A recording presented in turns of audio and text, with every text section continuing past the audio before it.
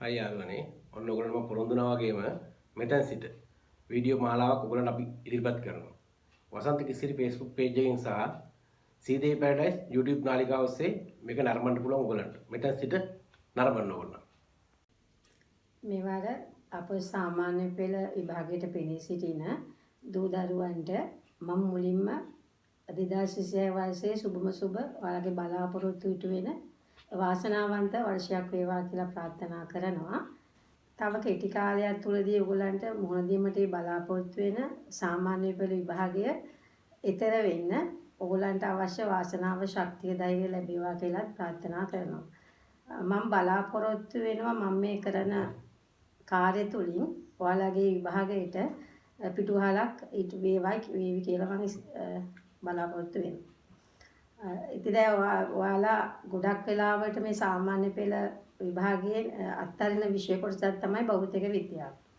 ඉතින් දැන් ගිය 22, 23, 24 වර්ෂවල ආවෙම නැති කොටසක් තමයි ඉලෙක්ට්‍රොනික විද්‍යාව කියන කොටස. භෞතික විද්‍යාව යටතේ.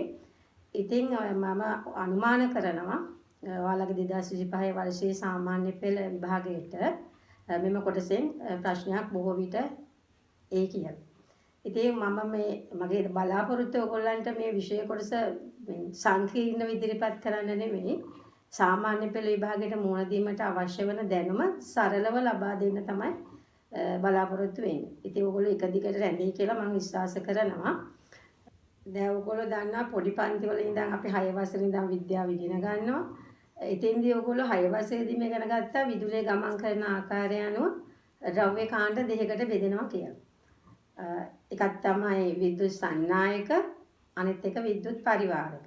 දැන් ඔයගොල්ලන්ට මෙතන ඉලෙක්ට්‍රොනික විද්‍යාවේදී ඊට අමතරව තවත් කොටසකට අපි වර්ග කරනවා අර්ධ සන්නායක කියලා. දැන් බලමු අපි මේ තුනේ තියෙන වෙනස මොකක්ද කියලා පොඩ්ඩක්. ඔයාලා විද්‍යුත් සන්නායක කියන්නේ හොඳින්ම විදුලිය ගමන් කරන ද්‍රව්‍ය. විශේෂෝදන ලෝහ වර්ගනේ. නිවෙස්වල විදුලිය ගමන් කරන්නත් අපි දාන්නේ තඹ වගේ ලෝහයක් නේ විදුලිය රැහෙන් හදලා තියෙන්නේ. අයගේ මේ මහා මාර්ගයේ විදුලිය ගමන් කරන්න තියෙන ඇලුමිනියම් වගේ ලෝහනේ. ඒකට ඒවා ගන්නෙ ඒවා තුලින් හොඳින් විදුලිය යන ගමන් කරන නිසා. එතකොට දැන් බලමු අපි විද්‍යුත් සන්නායක වල ඇයි හොඳින් විදුලිය යන්නේ. ඒකට හේතුව තමයි මේවායේ තියෙනවා නිදහස් ඉලෙක්ට්‍රෝන නැත්නම් අපි කියන මුක්ත ඉලෙක්ට්‍රෝන විශාල ප්‍රමාණයක්. ඔයාලා දන්නවා පරමාණුවක් තුල තියෙනවා උපපරමාණු අංශ 3 ඉලෙක්ට්‍රෝන, ප්‍රෝටෝන, නියුට්‍රෝන කියලානේ. එතකොට ඉලෙක්ට්‍රෝන යන්නේ ශක්ති මට්ටම් වල බව දන්නවනේ ඔයගොල්ලෝ. 10 දී ඉගෙන ගත්තා අපි ඒවනේ. එතකොට මේ ඉලෙක්ට්‍රෝන ශක්ති මට්ටම වලින් ඉවත් වෙලා සමහරවිට නිදහස් වෙලා ඉන්නත් පුළුවන්. ඒක වල පහත රූපී ආකාරයට මම පෙන්වලා දෙන්නම්.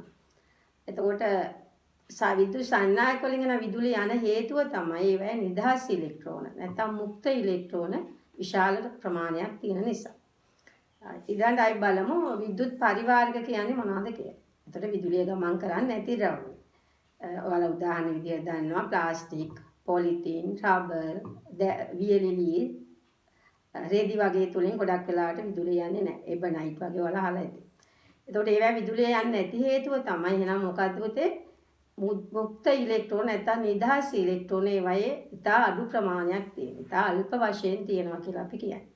එතකොට ඔන්න විද්‍යුත් සන්නායක විද්‍යුත් පරිවාර. දැන් අලුතෙන් අපිට ඔයගොල්ලන්ට හඳුන්වලා දෙනවා අර්ධ සන්නායක කියලා මෙතෙන්දී තවත් විදුලිය සුළු වශයෙන් ගමන් කරන ද්‍රව්‍ය. එතකොට මේ පාඩම මේ පුරාම අපිට එන්නේ ගොඩක් වෙලාවට මේ අර්ධ සන්නායක ගැන තමයි කතා කරන්නේ. ඔයාලට මතකද 10 දී අපි මූලද්‍රව්‍ය වර්ග කළ අවස්ථාව වගේ ලෝහ, අලෝහ, ලෝහ සහ උච්ච වායු කියලා. ඉතින් ගොඩක් වෙලාවට මේ අර්ධ සන්නායක විදියට අපි ගන්න හතරවෙනි කාණ්ඩයේ මූලද්‍රව්‍ය වන සිලිකම්, ජර්මේනියම් වගේ මූලද්‍රව්‍ය තමයි. ඔයගොල්ලන්ට සිලිකම් කියන මූලද්‍රව්‍ය නම් අහු වෙනවා මූලද්‍රව්‍ය 20 තුල. නමුත් ජර්මේනියම් කියන එක ඔයාලට යයිති නෑ. ගොඩක් අර අපි දන්නවනේ මූලද්‍රව්‍ය 120ක් විතර තියෙනවා කියලා. ඒකෙන් ජර්මේනියම් හතරවෙනි කාණ්ඩයේ මූලද්‍රව්‍යයක් විදිහට හඳුන්වලා තියෙනවා. එතකොට එන්නේවා තමයි අපි ගොඩක් වෙලාවට අර්ධ සන්නායක විදිහට භාවිතා කරන්නේ.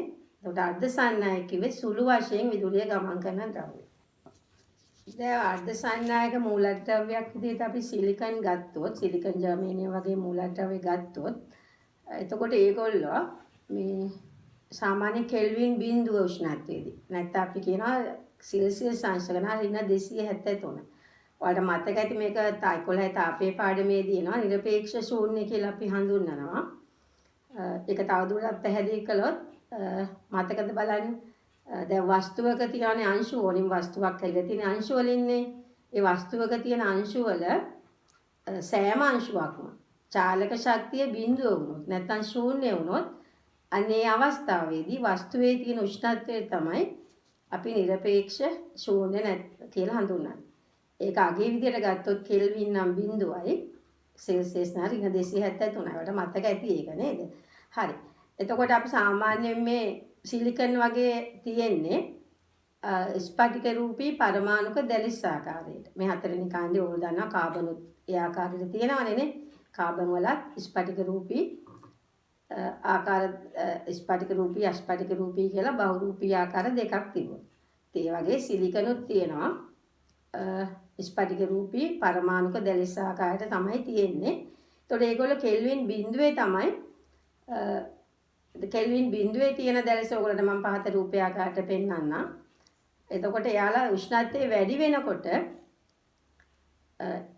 එයාලා ඒතකොට සාමාන්‍ය අපි කාමර උෂ්ණත්වය වෙනවා සෙල්සියස් 30ක් වගේ. ඒතකොට ඒ වගේ උෂ්ණත්වයේ සාමාන්‍ය කාමර උෂ්ණත්වයේදී යා ස්පටික රූපී පරමාණුක දැලිසක් විදිහට ඉන්නේ නැහැ. එයාලගේ දැන් සිලිකන් පරමාණු අතර ඔයගොල්ලෝ දන්නවනේ මෙතන ලෝහයක් නෙවෙයිනේ එයාලා නේද? ඒතකොට එයාලා අතර තියෙන්නේ සහසංයුජ බන්ධන. සිලිකන් පරමාණු අතර තියෙන සහසංයුජ බන්ධන. ඒතකොට මේවා ගොඩක් දුර්වලයි.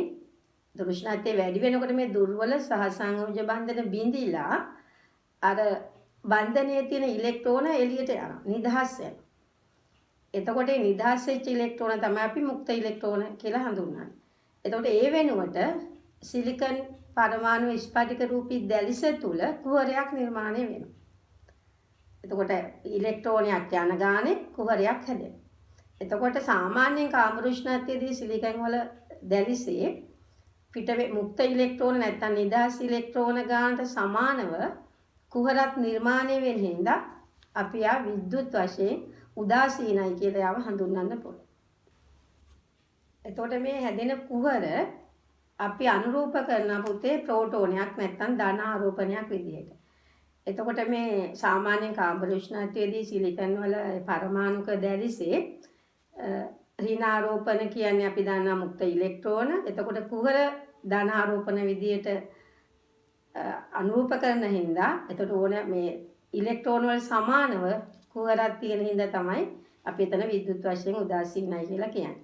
ඉතින් අපි ඊළඟ පාඩමෙන් අපි වලට බලාපොරොත්තු වෙනවා මම මේ සාමාන්‍ය විද්‍යුත් සන්නායක අර්ධ සන්නායක අතර වෙනස ඔයගොල්ලන්ට පැහැදිලි කරලා දෙන්න. ඊළඟට මම ඔයාලට මොන හරි ගැටලුවක් තියෙනවා නම්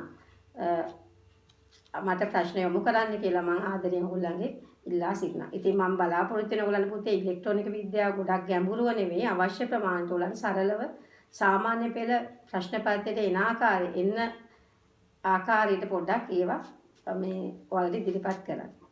හරි ගොඩාක් ඔයාලට හැමෝටම සුබ දවසක් වේවා.